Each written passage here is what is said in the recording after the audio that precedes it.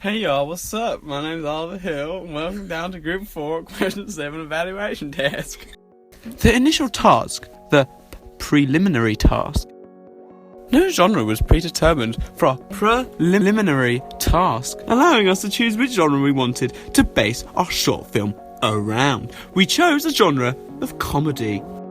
We were limited on the basis of costume and props, however we used what we had to suit our genre as best as we could, often adding the sense of comedy due to the storyline. The props that we used were the instruments, referring to the title of the sequence, One Man Band. These instruments were the main basis of our production to create the storyline upon. Despite the restrictions of filming in school, we focused on the actual occurrences within the sequence to portray our genre rather than costume and props, where we could only use what we had at that time. Didn't involve much planning due to the restriction time frame we had. We drew up 6 frames on a storyboard and brainstormed ideas. Most of the video was thought of as we were filming, thinking of different angles and methods we could use to film. We used one of our friends who was free at the time to act in the opening, Tim Walters, and also our media teacher and myself, Ollie. We then briefed the actors 2, 1, action. of what to say and the movements before we filmed each shot. For the Wilderness Woods task, we used more extensive planning than the preliminary task, including a risk assessment, a call sheet and shot list, and also a location recce. The call and shot list enabled us to have one another's numbers, and so we brought in the equipment needed, such as camera and tripod. The shot list allowed us to construct a narrative prior to the shoot, making sure we included a range of angles and filming techniques. Okay, so for the initial task, the narrative involved 2 main characters, one entering the room where Ollie was sitting and playing the instruments.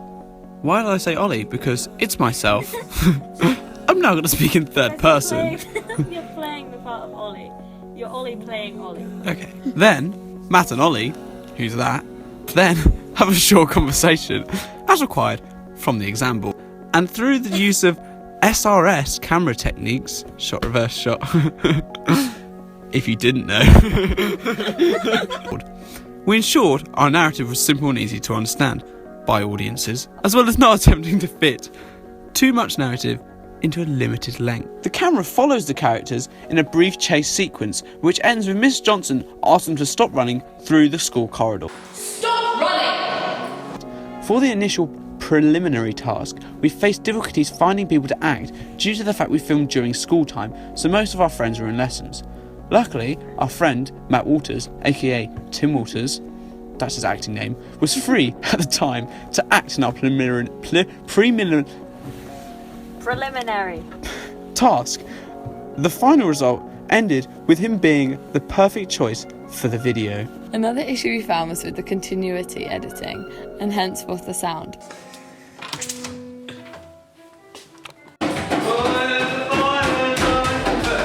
Although this was an issue for our preliminary task, it made us more aware of the importance of sound in continuity editing for our next pieces. Hey guys, and welcome to the film opening brief. The brief of our main piece was to create a title sequence for a genre of horror or thriller. For the actual piece, we decided to do horror due to the fact we thought we could do the genre justice and better present it than if it was gory thriller, with a young girl acting as a ghost due to the locations we found.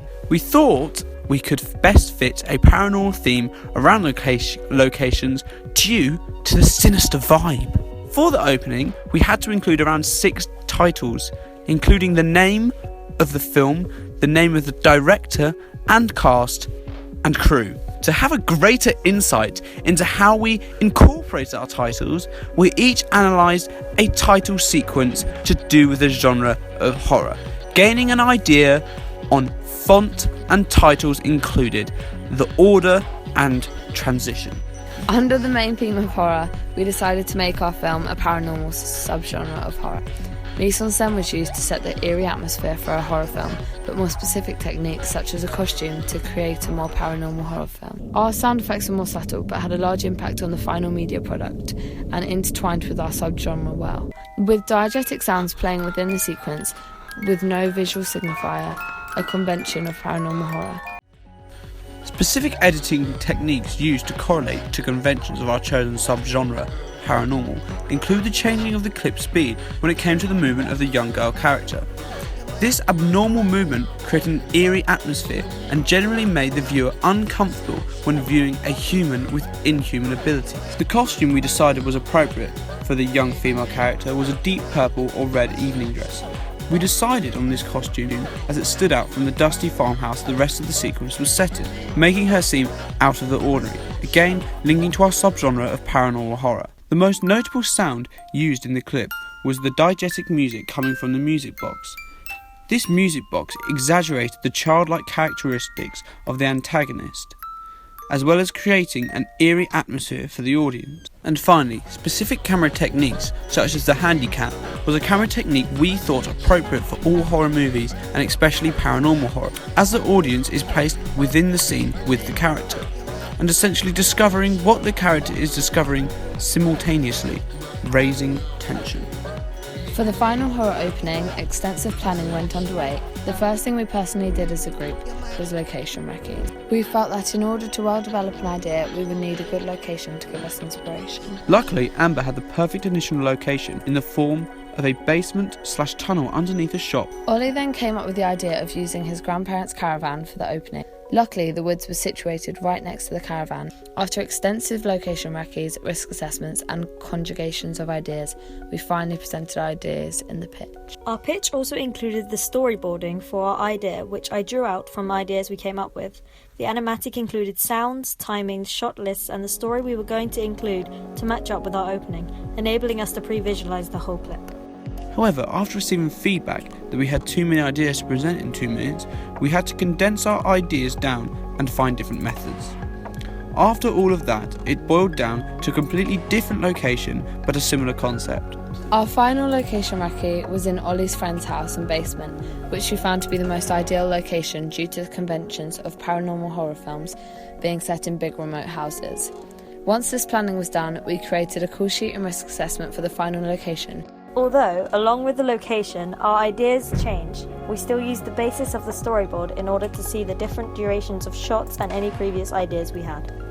The narrative of our final media product involved me playing the young male protagonist, sorting boxes in a large farmhouse. Paranormal occurrences begin to happen, and I follow these sounds and visuals to the basement, where the music box plays again, only louder and less organised. Okay peeps, welcome to Challenges and Difficulties with me, your host, Oliver Hill. Although we planned our initial idea extensively, the main challenge we faced was with the whole change of plan, due to the fact all of our planning and ideas had been based around the initial filming location. We had to update the blog and change several things to correspond with the new plans. Another issue we found was with lighting due to the antiquity of the house. There was no light in the basement and dismal light in the house itself, meaning we had to not only use artificial lighting in the form of 3 iPhones, but we also had to change the brightness and shadows in post-production. Although this was an issue, it made us think more clearly about ways to be initiative and developed our skills in DaVinci Resolve through colour grading and editing in general. When it came to filming, we had initial difficulties with timing due to our different schedules. Then we changed to our friend's house.